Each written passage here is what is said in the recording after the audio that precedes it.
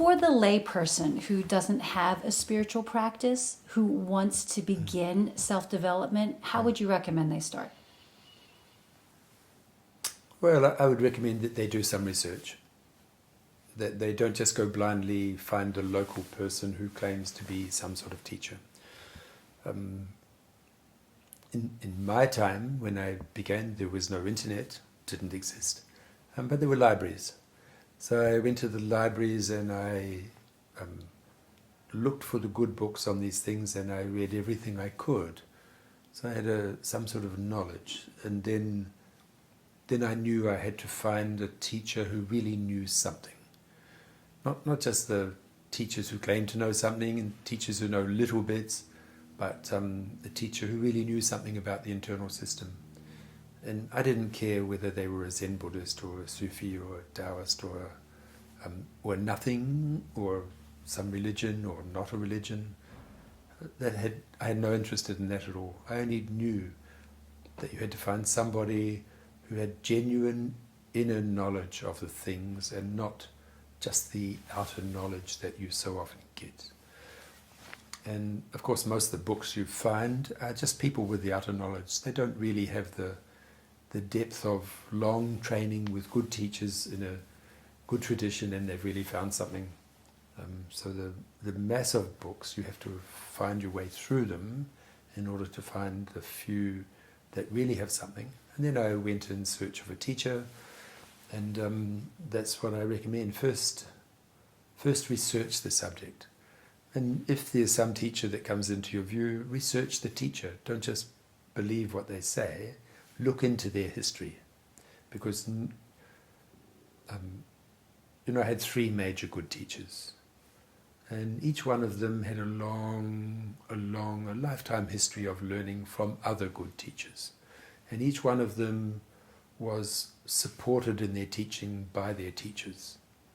So when you find someone who's like gone away from their teacher or rejected by the teacher, or they've rejected their teacher, it's like a broken tradition, you have to be very careful.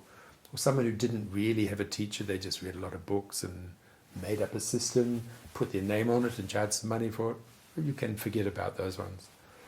So you have to look into the history of the teacher, see whether they teach freely, see whether they teach honestly, make sure that they have a long tradition of learning with previous good teachers who have a long tradition of learning with previous good teachers.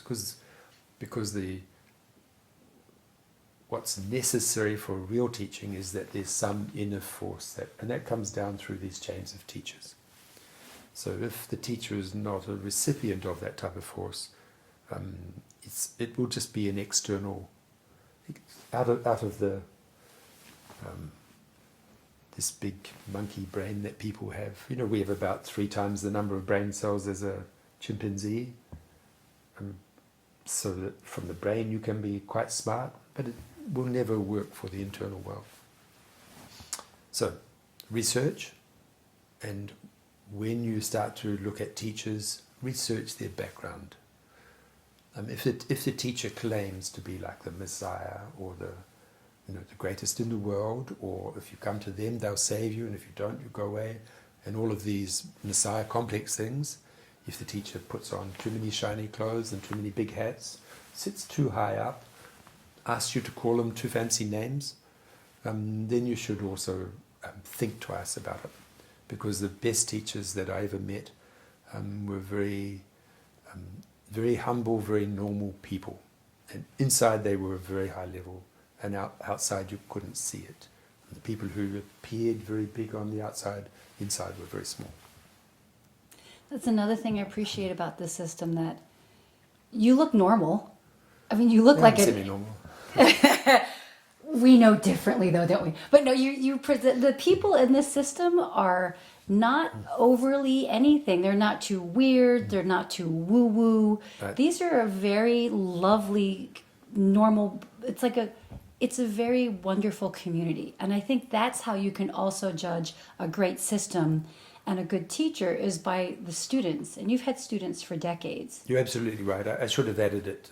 Look at the students. Yeah. Look at the people who've been there for a long time and see what's happened.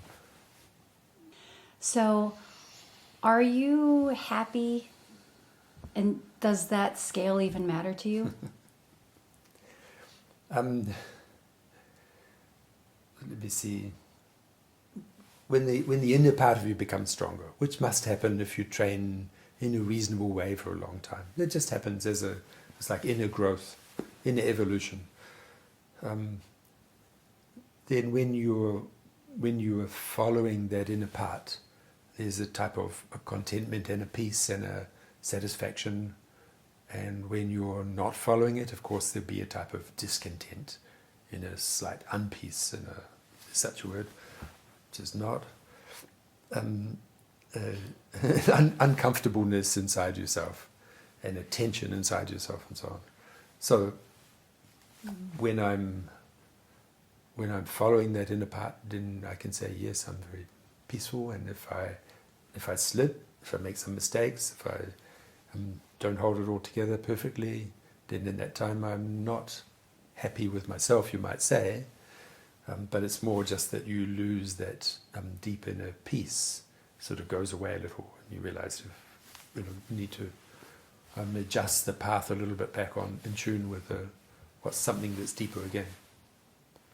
Do those moments happen less and less for you?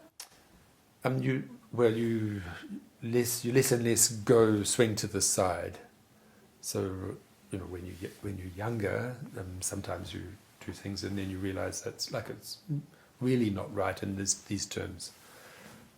So it's more like just a slight waver. Oh, this could have been done slightly better, rather than wildly off to the side. So it's a small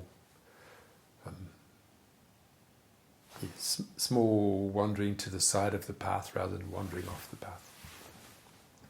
Cool. Approaching the border of the path, in danger of going off and coming back. So thanks so much for watching this interview series. I'm Mia Park. It has been an honor to interview Patrick Kelly, my Tai Chi teacher.